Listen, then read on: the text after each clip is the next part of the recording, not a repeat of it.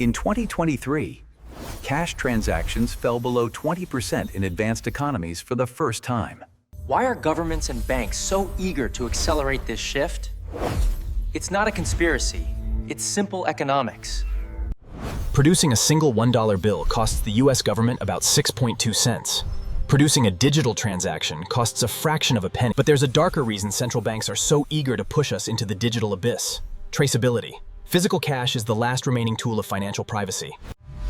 Every transaction, every coffee, every tip, every donation leaves a permanent, unalterable digital footprint. Sweden is already the furthest along. The e-krona has been in testing for years, and the Riksbank expects physical cash to be virtually non-existent by 2030. China's digital yuan has already been forced into the pockets of over 260 million citizens, and they're just getting started. The US Federal Reserve is quietly running Project Hamilton with MIT. The Bank of England is consulting on the Bitcoin coin. The physical dollar bill isn't dying a slow, natural death. It is being systematically retired, pulled out of circulation by design. The question isn't if cash disappears. The question is, when the last physical bill leaves your pocket, what are you really losing? When money becomes purely digital, it becomes purely controllable. Every transaction leaves a footprint reserved only for the wealthy. Privacy, as we once knew it, becomes a luxury good, reserved only for those who can afford it. And most of us can't. Part 1. The death of physical money. The era of paper currency is ending. The question is, are you ready for what comes next? By 2030, experts project that physical cash will represent less than 10% of all transactions in countries like the very definition of money is being rewritten. What we think of as money today will be unrecognizable by 2030. Digital money is cheaper to print, easier to track, and impossible to lose in a couch cushion. But it's also harder to hold on to, in more ways than one. The vault is opening. But what's coming out isn't physical gold or paper bills. It's something entirely new. From 20% to 10%, that's a halving of cash usage in just 7 years. The clock is ticking on physical money. But going digital is just the beginning. The real revolution isn't about removing paper. It's about giving money a brain. That's coming up next. Going digital is just the beginning. The true revolution isn't about removing paper. It's about giving money a brain. Welcome to the era of Prima. In 2030, your dollars won't just sit in an account. They'll have rules attached to them, conditions, permissions, and even expiration dates. Imagine this. The government sends you a $2,000 stimulus check. But this money can only be spent on groceries or rent.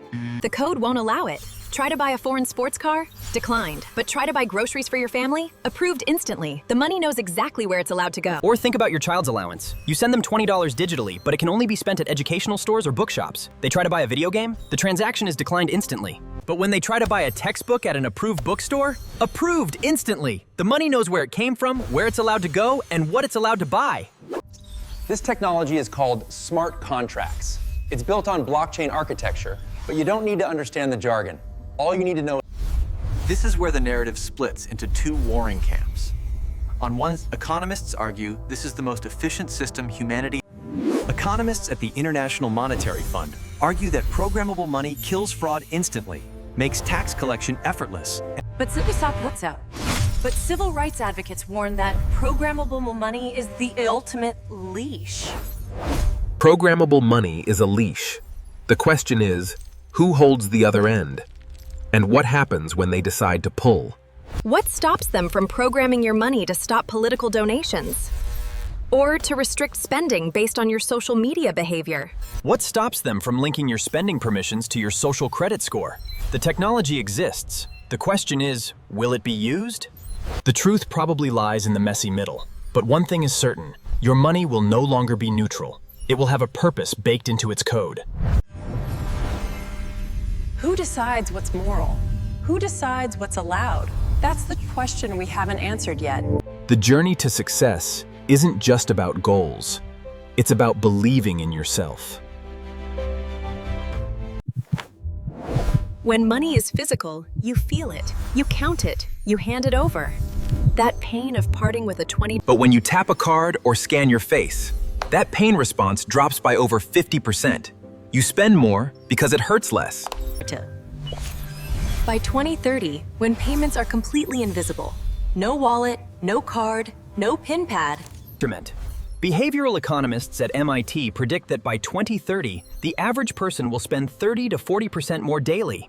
The apps on your phone will gamify saving with cute animations, but they'll also gamify spending. Badges for visiting new restaurants, rewards for daily coffee streaks. They'll make saving look cute too. Pigs growing fatter, progress bars filling up. But the real trick is making you forget that every swipe costs real money. But here's the wildest part. By 2030, your money will stop being just a medium of exchange. It will become a moral mirror, reflecting your values back at you. Your smart glasses or phone instantly scans the product and projects a pop-up. Carbon footprint, high. Investing in an oil company? Your digital brokerage app flags it with a red warning. Buying from a company with a bad labor record? Your wallet proposes a competitor. But who programs the moral compass? Is it a democratically elected government? A trillionaire tech mogul? An algorithm trained on biased data? On the surface, a moral mirror sounds wonderful. Who doesn't want to save the planet with their grocery shopping? But it forces us to confront a terrifying question. Is it the government? Is it Silicon Valley? The answer to that question will determine the entire future of financial freedom. The future of money is still being written, right now, in boardrooms, parliaments, and coding boot camps all over the world. The only question left is, are you paying attention? Or will you wake up in 2030 and realize you gave away your financial freedom while you— So, what will money look like in 2030? Invisible. Intelligent and deeply intrusive. It won't be in your pocket, it'll be in your cloud.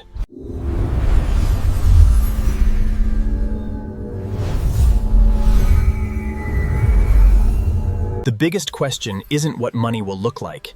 It's who will control the rules of the game. And that answer is still being written. It depends on whether we wake up, pay attention, and demand a seat at the table before the code is cast in stone. The clock is ticking. What will money look like in 2030? That's not just a question for economists. It's a question for stay curious, stay informed, and most importantly, stay free. This has been Money Decoded HQ. See you in the next one. See you next time, and remember, in the world of money, knowledge is the only currency that can't be devalued. If you enjoyed this deep dive, hit subscribe and turn on notifications. We decode money, economics, and the future, one video at a time. The future of money is coming faster than you think. The question is, will you be ready for it?